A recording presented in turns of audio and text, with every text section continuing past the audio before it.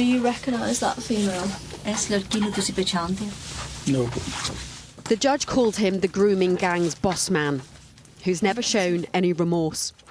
Today, Mohammed Zahid was jailed for 35 years for grooming 2 teenage girls, raping them and passing them around for sex with others back in the early 2000s. The court here in Manchester heard how Mohammed Zahid had a market stall in Rochdale where he sold underwear. It's where he would meet his victims, giving them free underwear and then things like cigarettes, alcohol and drugs, grooming them and building an expectation from them that they had to have sex, not only with him, but his friends. 6 other members of the gang were sentenced alongside Zahid for multiple counts of rape and assault.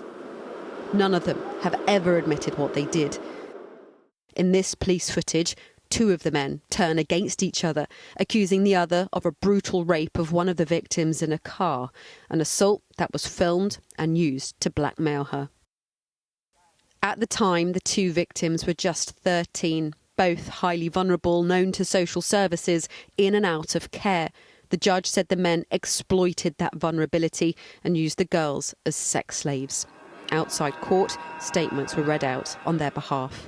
My childhood was taken away from me by these men. I should have been out with friends, playing in parks and being innocent, hanging around on the streets, enjoying my childhood and creating memories I would be able to cherish and look back at as an adult. However, my life was far from that due to these men.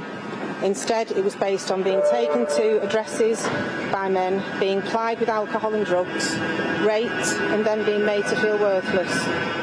I have felt shame and guilt all my life for what these men did. I still suffer with social anxiety. I am unable to trust anyone and I cannot take people at face value. I have no expectations of anyone. During the trial, social services and the police apologised for past failings, for not acting when the victims told authorities what was happening. As a country, we still have a long way to go to put victims at the heart of these cases because they always suffer the most. The quicker we can do these things, the more effectively first-time interviews they do, then the easier the toll is on their mental health. Everything that can be done to help them should be done.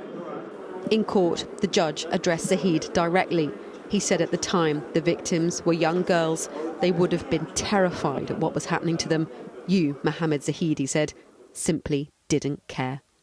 Catherine Fatozzi, Sky News in Manchester.